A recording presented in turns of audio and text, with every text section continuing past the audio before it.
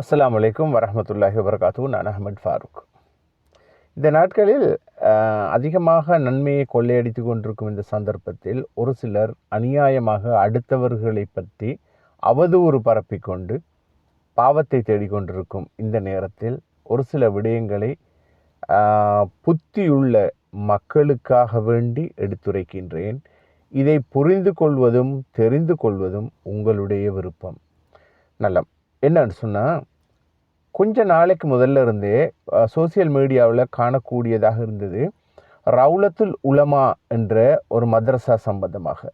இந்த ரவுலத்துல் உலமா என்ற மദ്രസா குருநாகல் மாவட்டத்தில் மடிகே மிதியால பண்டாரகொசத்தை இங்கே தான் இருக்குது. ஆனால் இது எத்தனை பேருக்கு தெரிஞ்சிருந்ததுன்னு சொல்லி தெரியலை. ஆனால் உலக அளவில் அதை ஃபேமஸ் ஆக்கி விட்டாங்க. முகங்காட்டுறதுக்கு கூட வெக்கப்பட்டு கொண்டிருக்கும் ஒரு சில அந்த யூடியூபர்ஸ் மாதிரி இவர்கள் தைரியமில்லை முகத்தை காட்டி ஒரு வீடியோ போடுவதற்கு.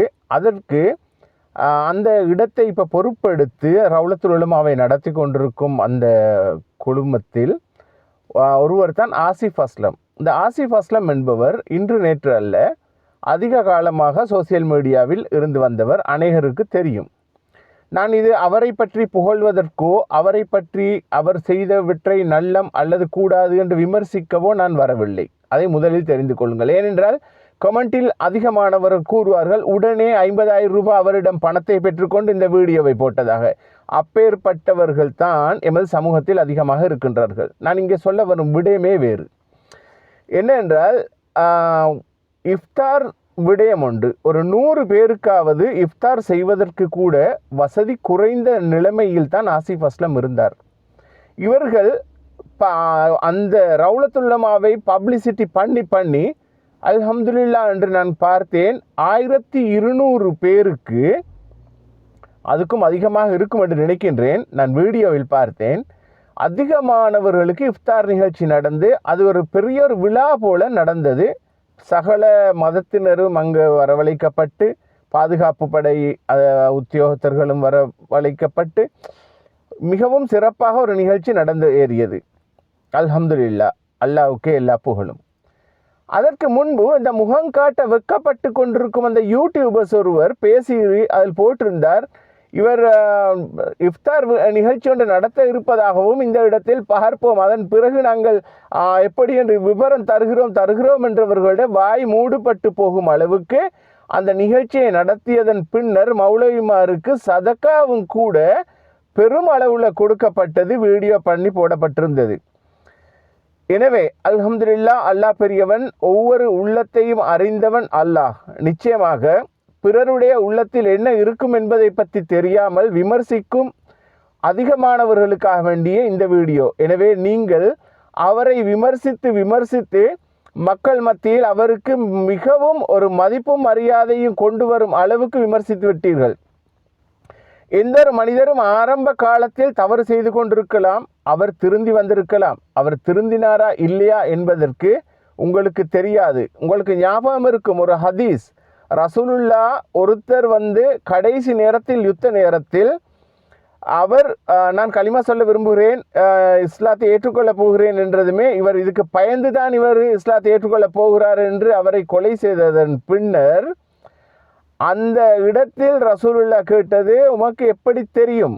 அது அனைத்தும் அறிந்தவன் அல்லாஹ். அப்பேற்பட்ட ஒருவரை கொலை செய்து எவ்வளோ பெரிய தவறு என்று அந்த இடத்தில் குறிப்பிடப்பட்ட அந்த ஹதீஸ் உங்களுக்கு ஞாபகம் இருக்கும். அந்த மாதிரி ஒருவருடைய மனதில் என்ன இருக்கிறது என்பதை பற்றி தெரியாமல் தயவு செய்து விமர்சிக்காதீர்கள். நான் இது ஆசிஃப் அஸ்லமுக்காக அல்ல கூறுகிறேன், எனக்காக. இது கூறுவது எனக்காக. ஏனென்றால் நான் சமூகத்திற்காக இன்று நேற்று அல்ல, அன்று முதல் என்ன செய்து வந்தேன் என்பது தெரியும். உங்களுக்கு ஞாபகம் இருக்கும், அட்டலுக்குமா பிரச்சனை நேரம் யார் குரல் கொடுத்ததுண்டு. அந்த அட்டலுக்குமா பிரச்சனை நேரத்தில் மௌனித்திருந்த நேரமும் என்னால் முடிந்த அளவு செய்து அந்த வீடியோ எல்லாத்திலும் லிங்க் இந்த வீடியோவில் நான் இடுகின்றேன். காரணம் என்னவென்றால் உங்களுக்கு தெரியும். அதே நேரம் இந்த முகங்காட்ட வெக்கப்பட்டு கொண்டிருக்கும் இன்னொருவர் என்னை பற்றி குறிப்பிடும் ஒரு விடயம், தெரனாவுக்கு நான் இனத்தை காட்டி கொடுத்த முஸ்லீம்களை காட்டி கொடுத்தேனாம். இவருக்கு என்னுடைய வீடியோக்கள் தெரியாமல் இருக்கும், அந்த லிங்கை போடுகின்றேன். அதாவது கொரோனா நேரத்தில் வந்து கல்குமுவ பகுதியில் ஒரு வீடியோ ஷூட்டிங் நடைபெற்றது. அந்த நேரம் அதாவது ரோஹண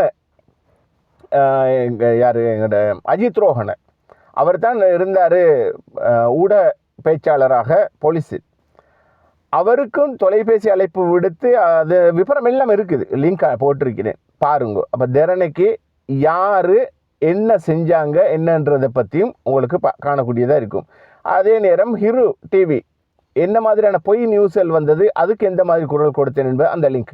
தொடர்ச்சியாக 3-4 லிங்க்கள் நான் இதில் இட்டிருப்பேன். தயவு செய்து அவற்றை முழுசாக பாருங்கள். உங்களுக்கு சிங்களம் தெரியாவிட்டால் சிங்களம் தெரிந்த ஒருவரை பக்கத்தில் வைத்துவிட்டு பாருங்கள். ஏனென்றால் நாய் கடித்தால் திருப்பி நாயை கடிப்பதற்கு நாய்க்கும் மனிதனுக்கும் இடையில் எந்த விதமான வித்தியாசமும் இல்லை. நீங்கள் எவ்வளவு தான் தரக்குறைவாக பேசினாலும் அந்த அளவுக்கு என்னுடைய தாய் தந்தை என்னை வளர்க்கவில்லை தரக்குறைவாக உங்களை பேசுவதற்கு.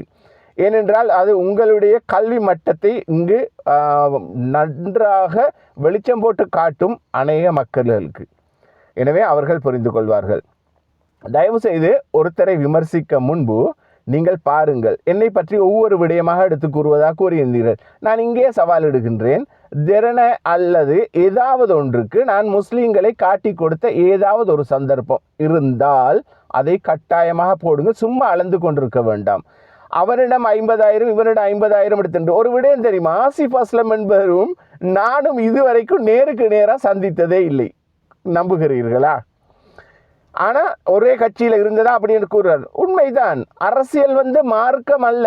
உங்களை பொறுத்த மட்டும் நீங்கள் அரசியலில் ஒரு மார்க்கமாக எடுத்து கொண்டிருக்கிறீங்க.